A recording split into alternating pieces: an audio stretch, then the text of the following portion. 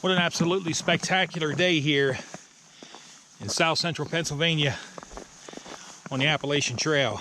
Getting ready to share my rain gear and my feeble attempt at staying dry during my 2020 Appalachian Trail through hike. What has earned a spot in my pack? That's coming up next.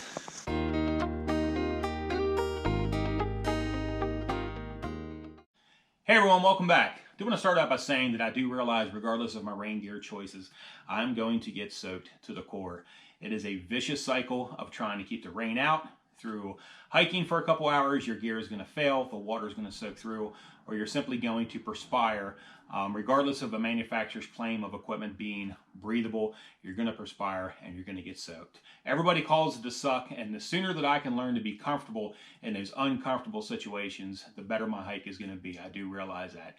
Being a February starter, my rain gear is going to also serve as protection from the wind, and it's also going to be a warmth layer while I'm moving about and hiking, and also an important part, or can be an important part, of my sleep system at night. When those temperatures begin to plummet, I can always add my rain gear as a layer of warmth. I've gone ahead and I've shared links in the description below of everything that I'm about to share, so let's go ahead and get right into it. First item I'd like to share is actually one of my luxury items. This is the 6 Moons Design Base Silver Shadow Trekking Umbrella. Boy, isn't that a mouthful. Just some dimensions on this. It is 25 inches in length. When you open this, it is actually 37 inches in width. It contains very, very little metal. The shaft on the inside is manufactured out of fiberglass, and even the spleens and the components on the inside are all made out of plastic. There is a couple very small metal bushings that's holding everything together when you open this. The intention behind that is you don't want to be a conductor to a lightning strike when you are at elevation. So that's the reason why they've done the fiberglass shaft and everything in here. Go ahead and open it up. Actually, before I do, you'll take a look at the silver coating on the outside. That's a great reflector of the sun. A lot of folks take this on the Pacific Crest Trail where there's not much shielding from the sun or the canopy to protect you from sunburn. So a lot of people choose this for that purpose. Again, this is a luxury item. What I really like about this is, and I'll show you in a future video, is how I plan to attach it to my backpack strap so I can remain hands-free while the rain's coming down. I have a little additional protection, keeps my hands freed up for trekking. Also, if I need to take a break and I'm not in a shelter area, I can pull up a stump, throw my sit pad down, put my pack between my legs, simply let the umbrella rest here, and I can have a little bit of shelter from the rain to dig in my pack and perhaps get out some snacks or lunch. So again, this is a luxury item. This is going to make the trek with me through wintertime, and then when it comes time to send it home, I'll probably go ahead and trade it in for my Speedo. No, just kidding. Taking a look at my rain jacket, this is the Outdoor Research Helium 2. Comes in at 7.3 ounces on my scale. It is made out of a Pertex material, which is 100% nylon, and it is a 30D ripstop. So if you get a little tear on it, you can repair it real quick with some repair tape, and being it has a ripstop, it's not going to take off and have a huge tear on it. It has waterproof YKK zippers. There is one pocket on the chest. That is the only pocket on the entire jacket. Actually, there is a pocket on the inside of the jacket that this jacket will pack into to about the size of a sandwich bag. So there is a pocket on the inside. I should mention that. Zippered pocket. I've had my phone in here many times, and the waterproof YKK zippers really kept the water out, so that was fantastic. It does have the hood on it. Everything zips up really good around your mouth area or your chin, and I don't have any problems at all with my beard getting caught in this zipper. That's really important to me. There's a little bit of an overlap there at the top. There is elastic in the hood. It has a cord lock, so it's real easy to pull on this and cinch it up a little tighter, and you can see the cord lock stays still, so you can do that one-handed. There is also elastic that is sewn in the waist here in the bottom with another cord lock as well, so you can adjust that to be a little tighter. I did heed some warnings when I looked at the Outdoor Research website on this.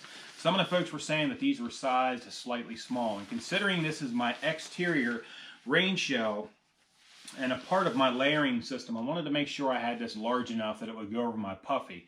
Of course, with my base layer, my warm clothes, my puffy, I needed to make sure that this was large enough to do that. So I chose a 2X in that. I don't regret it. It was perfectly sized. So keep that in mind when you're placing that order. You want to make sure that you have it a little bit larger than you need to. It's just going to give you some extra space and breathability on the inside, but it has to go, of course, over your puffy. Also, it does have elastic sleeves in there. Never thought that I would enjoy a rain jacket so much. It's actually become one of my favorite pieces of gear. Can't tell you how often I've gone to this, starting out hiking with it on in the morning, and then when things warm up, pull it off, just stick it in the outside of my pack, and then when I stop for a quick break, put this back on, breaks the wind, really takes the edge off the cold.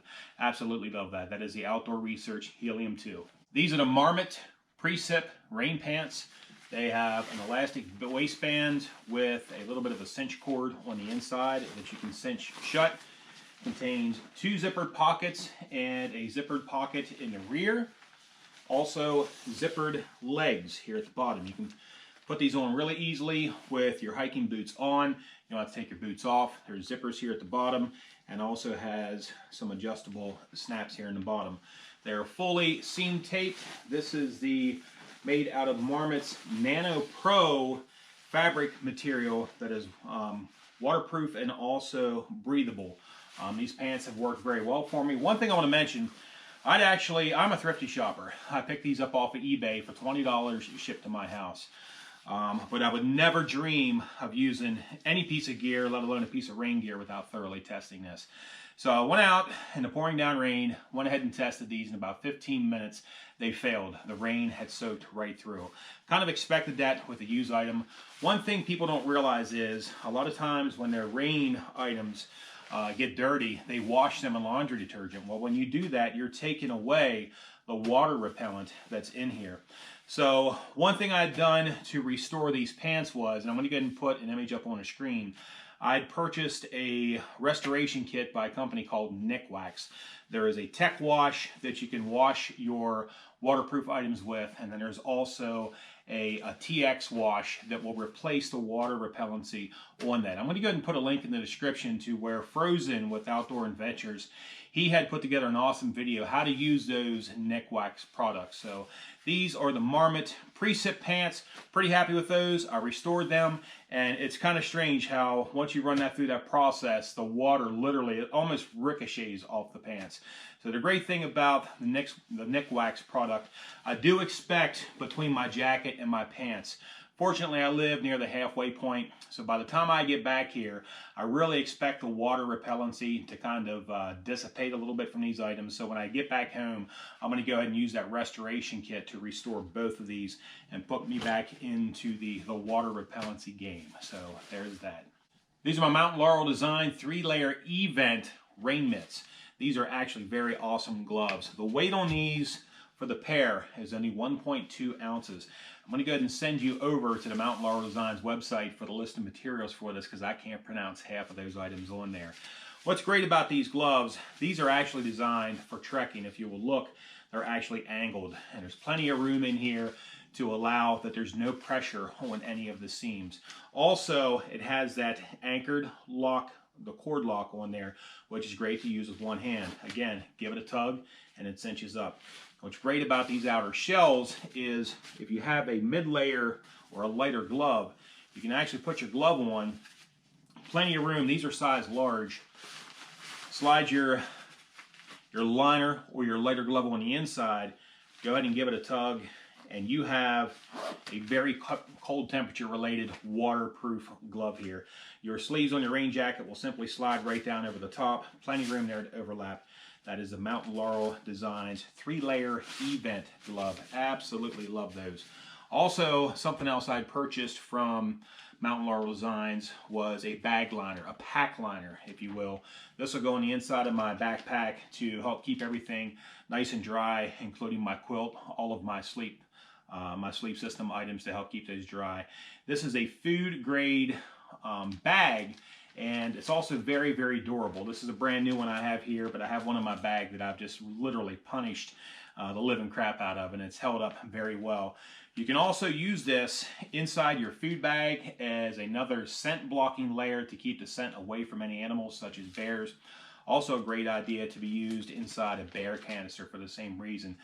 Just go ahead and put your food inside that and close everything up, cinch everything up, and then an added layer of protection for odor. And those items, again, came from Mountain Laurel Designs. My final piece of rain gear, and you're going to get a huge kick out of these, are these flamboyantly decorated Randy Sun waterproof socks. These weigh in at 4 ounces. I picked these up under the advisement of a 2019 thru hiker by the name of Touch Up. Insert summit pick. Congratulations, Touch Up, on your successful 2019 hike. We both attended the Alta Gathering in the fall up in Massachusetts, had an absolute blast up there. And anytime I'm around someone who has gone before me, I always pick their brains and try to find out any important pieces of kit, any advice that they can give me so that I can be successful. He had stated that he had had some problems with one of the major brand waterproof socks. Not only himself, but also several of his, everyone else in his family. Some of the people were having problems with some of the big name stuff. So he took a chance. These are about half the price of some of the bigger name brands out there. And he took a chance on these Randy Sun socks, and he said they were absolutely spectacular. He used and abused them, and they worked great. I haven't had a chance to test these out other than in some slightly sloppy conditions.